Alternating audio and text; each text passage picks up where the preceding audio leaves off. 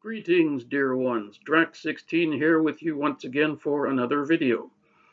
So I wanted to do a video today about spiritual slavery. And of course, we're not talking about the word slave as in treating someone as a subhuman species like the slavery of black people back in the day. And I think the word slave has an ugly connotation for that reason. Which, by the way, the Bible does use the word slave all throughout the Old Testament and New Testament, but I wanted to touch on spiritual slavery, which is used in the New Testament.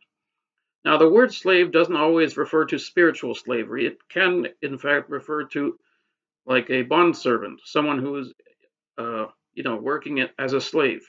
But I wanted to touch on, spiritual slavery. And in Titus chapter 1, verse 1, Paul calls himself a slave of God. Now, I don't like what the ESV did there because they render that word doulos, which means slave, but they rendered it as servant.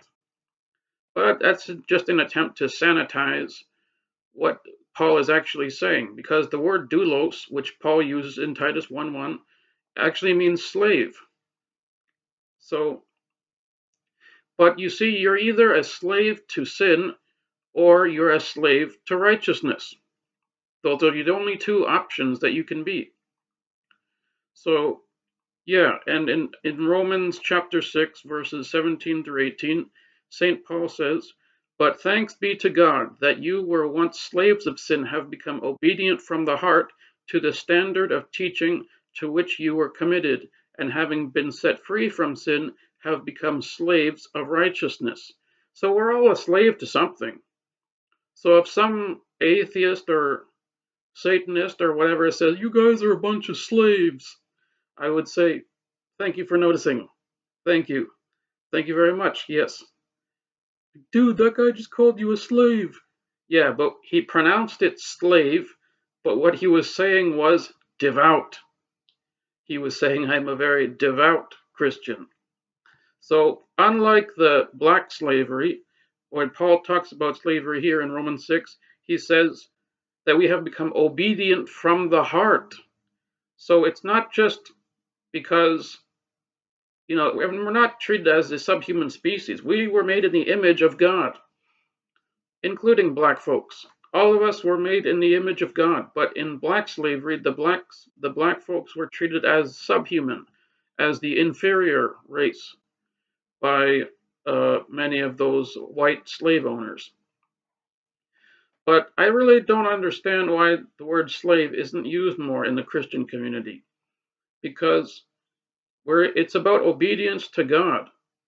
We are wanting to render him service. We are trying to discharge our duty to him. And he is so worth it. He really is. He's worthy of all of our devotion. He gives us bread, water, a bed to sleep on. He gives us friends. He gives us money. He gives us sex with our respective spouses. He gives us so much, and he is so holy too. He punishes evil. I mean, don't you want evil to be punished? Including, for gosh sakes, the slavery of black people back in the day. Don't you want those slave owners to be punished? Most certainly. So, yeah, you're either a slave of sin or you're a slave to God. So we should consider ourselves proud to be slaves of God, because Paul says that exact same thing. Paul was like the most humble guy on the face of the earth. And he was enlightened by God himself. He saw Jesus at the road. No, he didn't see Jesus, but he heard Jesus on the road to Damascus.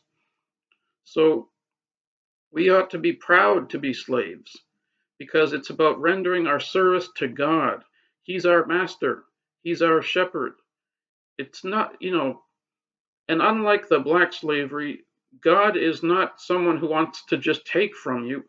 He's a God who wants to give to you. He wants to spend an eternity with you. So even if we spend like 1,000,000,000 years in the kingdom of heaven, it's only a small drop in the ocean of all that God has prepared for us. But then again, I don't want to go to heaven because of the rewards. I want to go to heaven to be with God. If God wasn't there, then it wouldn't be heaven.